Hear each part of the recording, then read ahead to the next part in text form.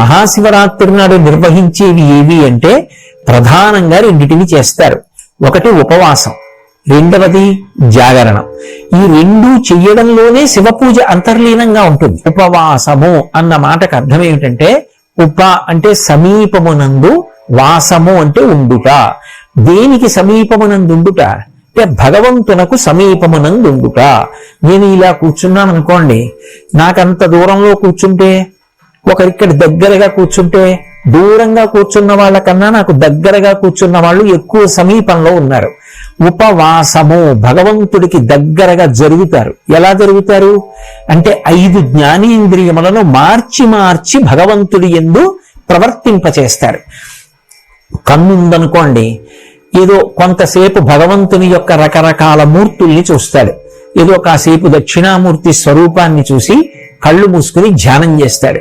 కాసేపు ఊర్ధ్వతాండవ మూర్తిని చూస్తాడు. కాసేపు మహానుభావుడు నటరాజస్వామిని చూస్తాడు. కాసేపు లింగస్వరూపాన్ని చూస్తాడు.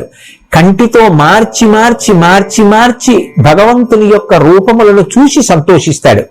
కన్ను చూస్తుంటే మనసు కంటిని ఆధారం చేసుకుని ఆ భగవత్ స్వరూపానికి దగ్గరగా జరిగి కూర్చుంటుంది. కానీ ఒక ఇంద్రియాన్ని అదే పనిగా వాడితే మనసు విసిగిపోతుంది. ఎంతసేపు చూస్తాం అనిపిస్తుంది. అప్పుడు కంటిని వాడడం పక్కన పెట్టి చెవిని వాడతాడు. కాసేపు భజన వింటాడు, కాసేపు స్తోత్రం వింటాడు, కాసేపు ఏదో పురాణ ప్రవచనం వింటాడు. కొంతసేపటికి చెవిని వాడగా వాడగా మనసు బడలిపోతుంది. అప్పుడు నాలుకని వాడతాడు. నాలుకని వాడడం అంటే తినడం కోసమని కాదు.